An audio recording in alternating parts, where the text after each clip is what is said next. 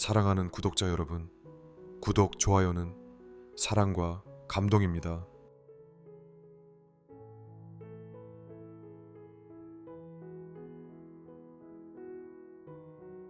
오늘의 감동 이야기.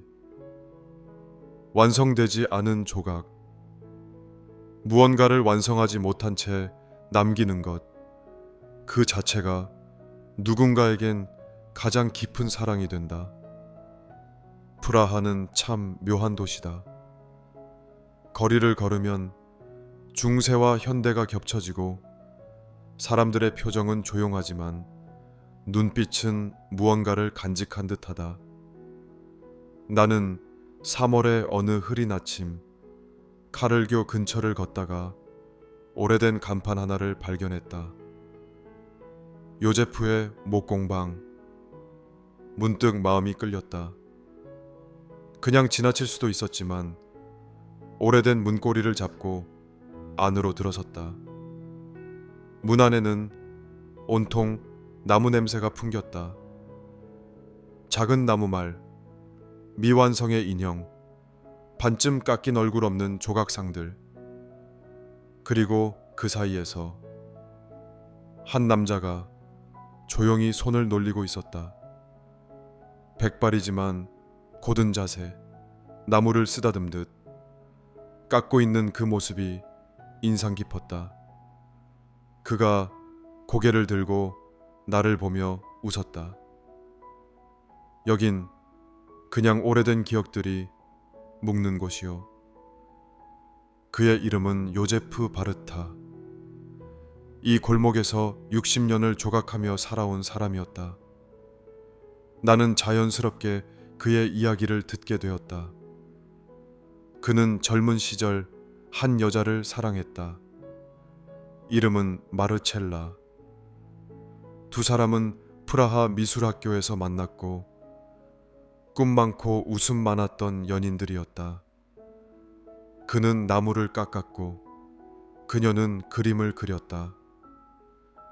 우리 둘이 함께 예술을 만들자 라는 말을 자주 나눴다고 했다. 하지만 그녀는 독일 베를린으로 유학을 떠났고 국경 너머로는 편지조차 쉬이 오가지 못하던 시절이었다. 그녀는 돌아오지 못했고 그는 그녀를 기다리며 그녀의 얼굴을 조각하기 시작했다. 그 조각은 평생의 작업이 되었다. 처음에는 눈부터, 그 다음엔 머릿결, 그 다음엔 웃는 입술. 하지만 그는 얼굴을 끝내 완성하지 않았다. 그녀의 눈빛을 아직도 정확히 기억할 수 없어서 그 나무 조각은 공방 한가운데 1000조각으로 덮여 있었다. 나는 조심스럽게 그 조각을 볼 수 있냐고 물었고 그는 고개를 끄덕였다. 천을 들추자 정말로 눈이 없는 나무 얼굴이 있었다. 웃는 입꼬리, 살짝 기울어진 고개, 바람에 흔들리는 듯한 머리칼. 그런데 눈이 없는데도 마치 누군가를 응시하고 있는 느낌이었다. 이걸 왜 아직도 다듬지 않으셨나요? 그는 미소 지으며 말했다. 사람들은 완성된 걸 좋아하지만 나는 이걸 완성하지 않은 채로 두는 게 그 사람을 더 정확히 기억하는 방법 같았어. 몇 달 뒤 나는 프라하를 떠났고 다시 한번 그 공방을 찾아갔다. 그런데 문은 굳게 닫혀 있었다. 이웃 상인이 말했다. 요제프 씨, 한 달 전에 돌아가셨어요. 매년 3월 10일이 되면 조용히 문 닫고 교회로 가셨는데 올해는 거기서 심장이 멈췄다고 하네요. 그리고 놀라운 건 그의 장례식에는 독일에서 온 한 여인이 참석했다는 것. 백발이지만 눈빛이 또렷했던 그녀는 조용히 조각 옆에 작은 편지를 두고 떠났다고 한다. 그 편지에는 이렇게 적혀 있었다. 나는 항상 요제프 너의 조각 속에 있었어. 완성되지 않아도 그 안에서 평생 널 바라보고 있었단다. 지금도 그 공방은 그대로 남아있다. 지역예술보호단체가 요제프의 유품을 정리하지 않고 보존 중이며 그의 조각은 여전히 눈이 없는 채로 하지만 많은 이들의 눈물과 추억 속에서 완성되어 가고 있다. 나는 생각한다. 사랑이란 완성하는 것이 아니라 남기는 것일지도 모른다. 눈 하나 없이도 서로를 가장 깊이 바라볼 수 있었던 그들의 조각처럼 우리의 마음도 가장 깊은 건 말해지지 않은 문장, 끝나지 않은 이야기 속에 있지 않을까. 모든 사랑이 완성될 필요는 없다. 어떤 사랑은 미완성으로 남기에 더 오래 살아남는다.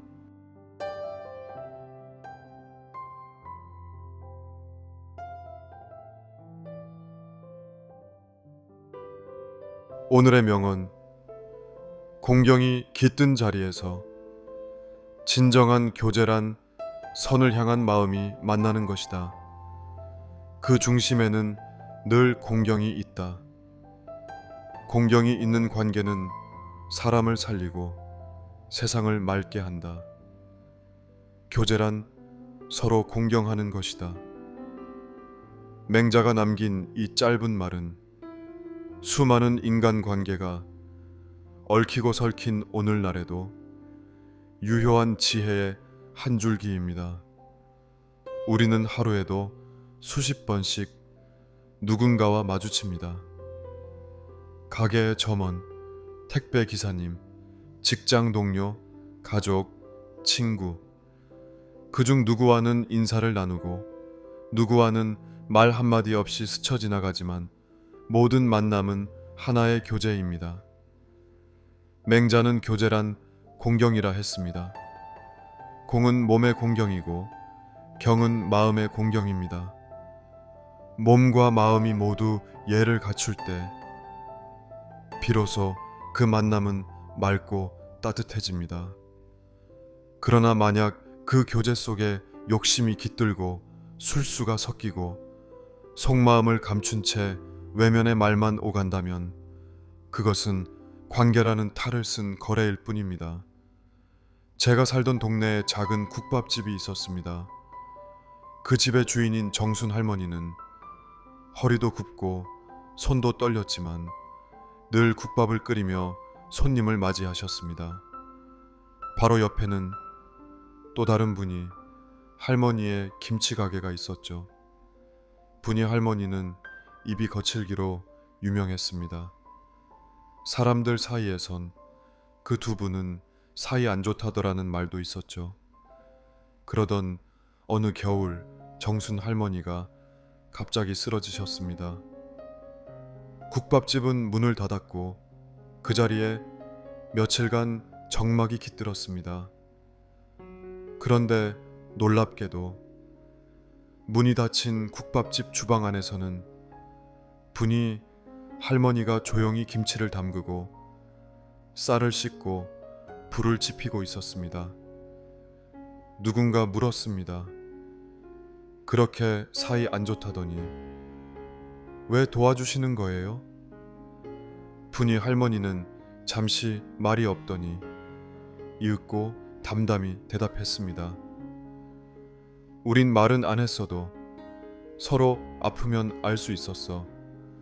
저 양반은 손님 밥 먹일 땐 늘 두 손 모아 인사했어. 그게 공경이지 뭐야. 그런 사람을 그냥 두고 보긴 어렵잖아. 교제란 결국 말이 아니라 마음으로 짓는 다리입니다. 그 다리는 누군가가 무너지지 않도록 버텨주는 기둥이 되기도 하고 떨어져 있던 마음이 다시 만나는 따뜻한 통로가 되기도 합니다. 세상이 혼탁해지고 의심과 경쟁, 계산이 인간관계에 침투할수록 우리는 다시 묻고 싶습니다. 내가 맺는 교제에는 공경이 있는가? 우리는 독불 장군이 될 수 없습니다. 누군가에게 도움을 주기도 하고 누군가에게 위로를 받으며 비로소 이 삶을 함께 살아가는 것입니다. 그 함께의 시작은 공경에서 출발합니다.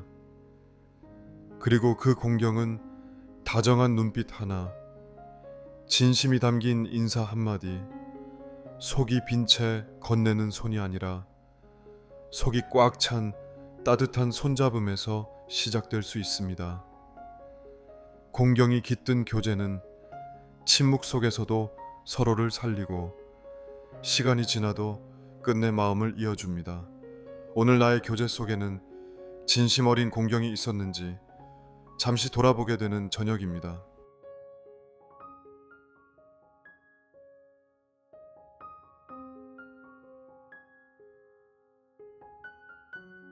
행복을 주는 에세이. 기적을 손끝에 새겨준 하루 텍사스 러벅 병실에서 피어난 작은 행복. 2024년 3월 초 미국 텍사스주 러벅의 앱솔루트 네일 살롱에 한 통의 전화가 걸려왔습니다. 친구 노르마 에르난데스가 병원 암 병동에 누워 있는데 눈을 감기 전에 꼭 한 번만 손톱을 예쁘게 가꿔 보고 싶다 라는 소원을 들어주고 싶다는 연락이었습니다. 노르마가 다니던 동네 네일숍들은 위생, 시간 문제를 이유로 모두 거절한 상태였습니다. 살롱 주인 존 도킨스는 전화를 끊자마자 마음이 무너졌습니다. 20살 때 어머니를 암으로 떠나보냈던 기억이 떠올랐기 때문입니다. 그는 퇴근 후 아내 태미와 함께 네일 도구를 챙겨 병원으로 달려갔습니다. 낯선 병실, 삐걱이는 침대 위에 반짝반짝한 보석색 매니큐어가 놓이자 노르마의 얼굴에 미소가 번졌습니다. 손톱 정리에 이어 페디큐어까지 마친 뒤 세 사람은 손을 맞잡고 기도를 올렸습니다. 노르마는 이 아름다운 순간이 다른 누군가에게도 이어지길 바란다 라고 속삭였습니다. 다음 날 현지 방송사가 이 사연을 보도했고 며칠 뒤 살롱으로 한 통의 편지와 수표가 도착했습니다. 버지니아에 사는 레베카라는 여성이 작은 빚이라도 친절에 동참하고 싶습니다 라며 69불 30전을 보내왔던 것입니다. 금액은 시편 69편 30절. 내가 노래로 하느님을 찬양하고 감사로 그분을 영화롭게 하리라. 이런 말씀을 상징했습니다. 존은 그 수표를 액자에 넣어 가게 입구에 걸어두었습니다. 손님들은 액자 앞에서 발걸음을 멈추고 자신이 받은 작은 친절 한 조각을 떠올리며 미소 짓곤 합니다. 실제로 코로나19 팬데믹 직후 세계 곳곳에서 친절 지수가 급등하는 현상이 관찰되었습니다. 2024년 세계 행복 보고서는 기부, 자원봉사, 낯선 사람, 돕기가 팬데믹 이전보다 10% 이상 늘었고 도움이 필요한 사람에게 도움을 주는 수치가 2배에 달했다고 밝힙니다. 우리가 체감하는 것보다 세상은 훨씬 따뜻할지 모른다는 통계적 사실입니다. 존의 병실 네일 서비스는 그 숫자의 온기를 불어넣은 살아있는 사례입니다. 누군가의 마지막 소원을 들어주려 고른 매니큐어 한 병, 바쁜 하루 끝에 내민 손길, 그리고 그것을 본 또 다른 누군가가 우편으로 보낸 69불 30전. 선의는 이렇게 릴레이처럼 이어지며 우리가 사는 세상을 조금씩 더 살만한 곳으로 바꿔둡니다. 행복은 거창한 발명품이 아니라 평범한 사람이 내미는 작은 친절의 손끝에서 새겨진다. 오늘 당신이 가진 단 한 번의 미소, 한 통의 문자, 한 잔의 커피도 누군가에게는 세상을 바꾸는 69불 30전이 될 수 있습니다. 작은 친절을 망설이지 마세요.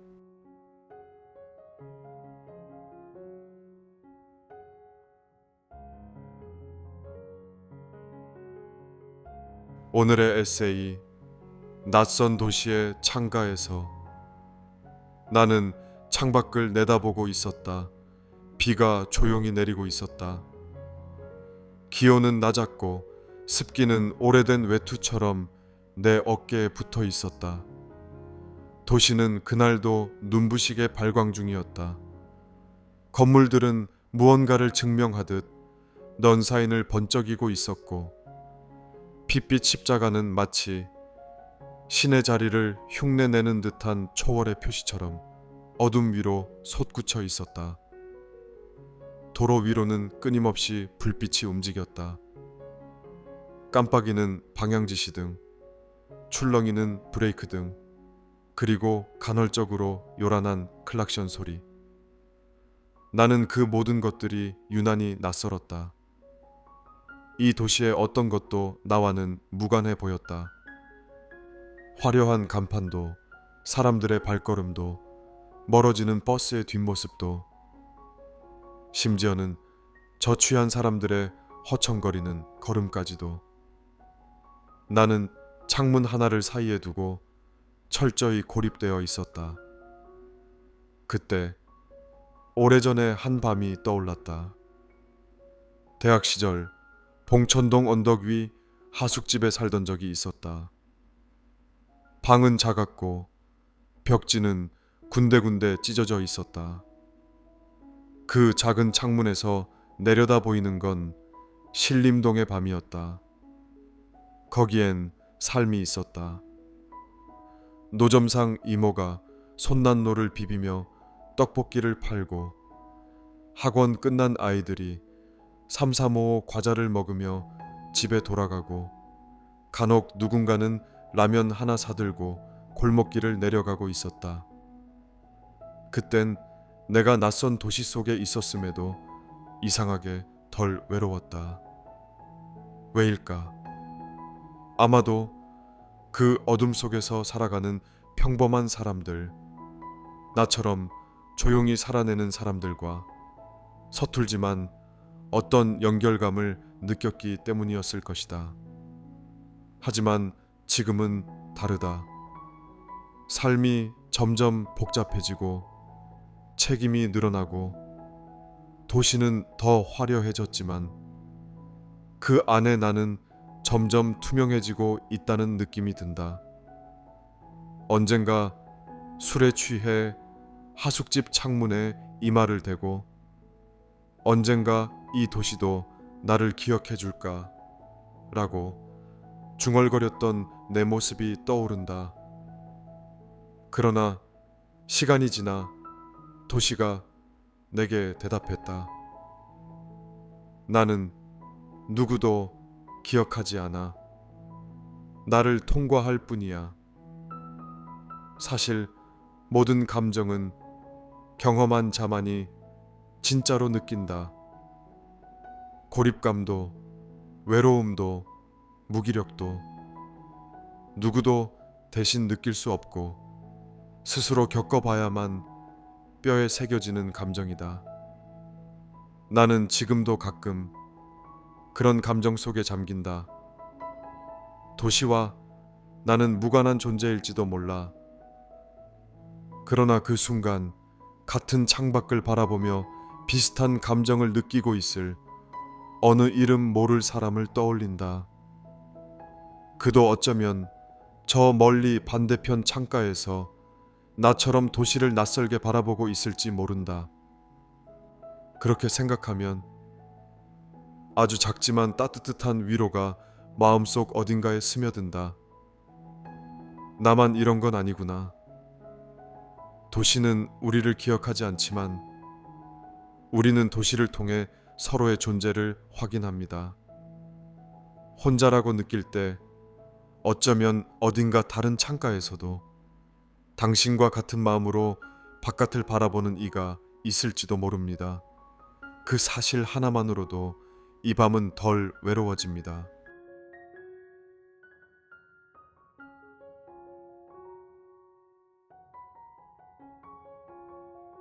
제목: 태양보다 뜨거운 편지. 프리다 칼로와 디에고 리베라의 불꽃 같은 사랑. 사랑이란 반드시 평화롭고 아름답기만 한 감정은 아니다. 어떤 사랑은 태풍 같고 어떤 사랑은 화산처럼 뜨겁다. 그리고 어떤 사랑은 상처를 안고도 다시 서로에게 돌아간다. 멕시코의 전설적인 화가 프리다 칼로와 벽화 화가 디에고 리베라의 사랑이 바로 그런 이야기다. 전 세계가 그들의 예술을 기억하지만 정작 그들의 사랑은 예술보다 더 격정적이었고 때로는 비극적이었으며 동시에 너무도 인간적이었다. 1928년 프리다는 겨우 21살이었다. 소아마비와 교통사고로 몸은 늘 아팠지만 마음속에는 세상을 삼킬 듯한 열정이 있었다. 그녀는 그림을 통해 고통을 표현했고 붓끝마다 삶의 진실을 담았다. 어느 날 그녀는 자신의 그림을 품에 안고 유명한 화가 디에고 리베라를 찾아간다. 디에고는 20살 연상에 이미 여러 여성과의 연애로 소문이 자자한 남자였다. 그는 프리다의 그림을 한참 바라보더니 말했다. 너의 그림에는 고통이 있군. 하지만 그 고통은 아름다워. 그 말 한마디에 프리다는 마음을 열었다. 아니, 어쩌면 이미 그를 보기 전부터 마음은 열려 있었을지도 모른다. 그녀는 그를 향해 돌진했고 그는 그녀를 받아들였다. 그렇게 그들은 사랑하는 연인이 되었다. 1929년 두 사람은 결혼한다. 사람들은 코끼리와 비둘기의 결혼이라 조롱했지만 프리다는 말했다. 나는 디에고의 사랑을 받으려는 것이 아니라 그를 사랑하고 싶었을 뿐이에요. 그들의 결혼 생활은 한마디로 말해 폭풍우 같았다. 디에고는 천재적인 화가였지만 동시에 자유로운 영혼이었고 다른 여성들과의 연문도 끊이지 않았다. 프리다는 괴로워했고 그림으로 자신을 치유했다. 그녀의 자화상 속에서 사랑과 증오, 기쁨과 통증이 서로 얽히고 있었다. 하지만 아이러니하게도 디에고 역시 프리다 없이는 살 수 없었다. 그녀가 병원에 입원하면 매일 병실에 찾아와 시를 읽어주었고 그녀가 새로운 연인을 만들면 질투와 분노에 빠졌다. 두 사람은 결국 1939년에 이혼했다. 그러나 1년 후 다시 재결합한다. 프리다는 친구에게 편지에 이렇게 썼다. 그는 나를 울게 만들고 미치게 만들고 쓰러지게 만들지만 나는 그를 그 모든 모습으로 사랑해요. 프리다는 만성 통증과 병치레 속에서도 그림을 멈추지 않았다. 그리고 디에고는 그녀가 병으로 두 다리를 절단당했을 때도 곁을 떠나지 않았다. 그는 매일같이 그녀의 손을 잡고 말없이 앉아 있었다. 마지막 전시회에 휠체어에 실려온 그녀를 보며 디에고는 눈시울을 붉혔다. 1954년 프리다가 세상을 떠나자 디에고는 절망에 빠졌다. 그는 생전에 남긴 글에서 이렇게 고백했다. 내가 인생에서 가장 사랑했던 여자는 프리다였고 내가 가장 아프게 했던 여인도 그녀였다. 나는 그녀의 불꽃에 태워졌고 동시에 그녀의 따뜻함에 구원받았다. 그는 그녀의 마지막 그림 앞에서 한동안 말을 잃고 마치 그림 속에 그녀가 아직 살아있는 듯 속삭이듯 중얼거렸다. 프리다, 넌 여전히 나를 그리니? 사랑은 꼭 평화롭지 않아도 된다. 때로는 싸우고 상처 주고 멀어졌다가도 다시 돌아오는 것. 불완전한 두 사람이 서로를 온전히 사랑하려는 그 과정 속에 가장 인간적인 사랑이 숨쉬고 있다. 프리다와 디에고의 사랑은 뜨겁게 불타오르다 결국 예술이 되어 영원히 남았다.